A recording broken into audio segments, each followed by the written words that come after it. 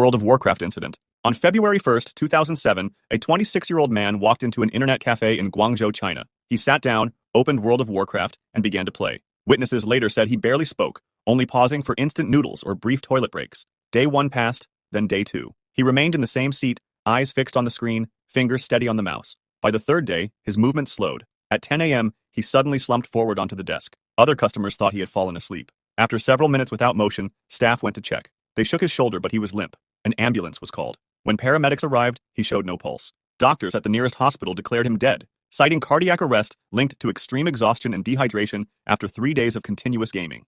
The Halo incident. On October 20th, 2007, in Wellington, Ohio, 16-year-old Daniel Petrick argued with his parents after they confiscated his copy of Halo 3. They had locked the game in a safe, believing he had become dangerously addicted. While they were out, Daniel discovered where the key was hidden and retrieved both the game and his father's pistol. When his parents returned, he confronted them in the living room. He asked them to close their eyes, saying he had a surprise. Instead, he raised the pistol and fired. His mother, Susan, was killed instantly. His father, Mark, was shot in the head, but survived. Daniel attempted to frame his father by placing the gun in his hand. Paramedics arrived quickly and saved him. Daniel was arrested and later sentenced to 23 years to life in prison. The case shocked the United States, raising questions about violent video games and teenage obsession.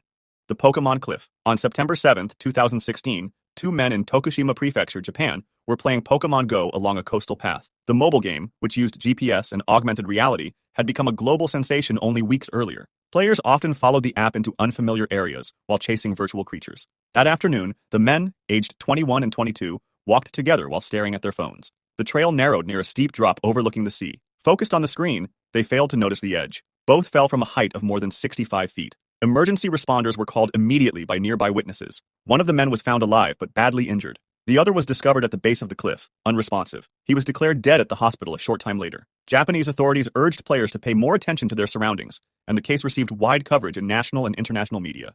The League of Legends incident. On November 14, 2012, a 23-year-old man entered an internet cafe in Wuhan, China. He sat at a terminal, logged into League of Legends, and began to play.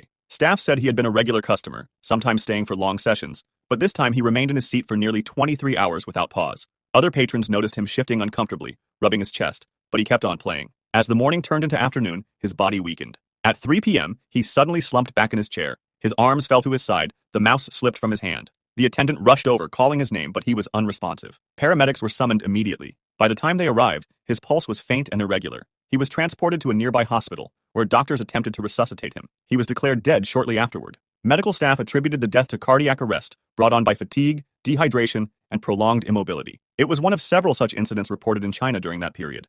The Lineage 2 incident. On March 29, 2005 in Shanghai, 2 friends, Qiu Chengwei and Zhu Kaoyuan, played the online game Lineage 2. Qiu loaned Zhu a powerful virtual sword, the Dragon Saber. Weeks later, Zhu sold it for 7,200 yuan without permission. Furious, Qiu demanded its return. When Zhu refused, Qiu reported the theft to police. At the time, Chinese law did not recognize virtual property as real, and no charges were filed. On the evening of March 29th, Qiu confronted Zhu in person. The argument escalated into violence. Qiu drew a knife and stabbed Zhu repeatedly. Zhu died from his wounds. Qiu was arrested at the scene. In June 2005, he was convicted of murder and sentenced to life imprisonment with the possibility of parole. The killing became one of the first high-profile cases linking disputes over virtual items to real-world homicide, sparking debate in China over the value and legal status of digital property.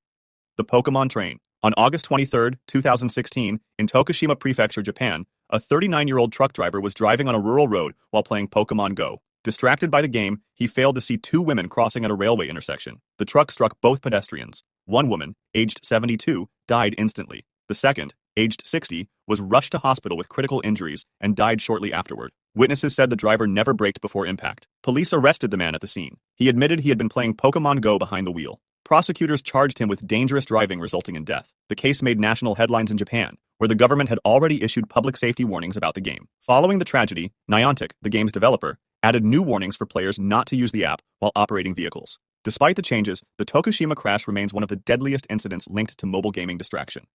If you enjoyed this video, subscribe for similar ones and feel free to drop suggestions for the next video in the comments.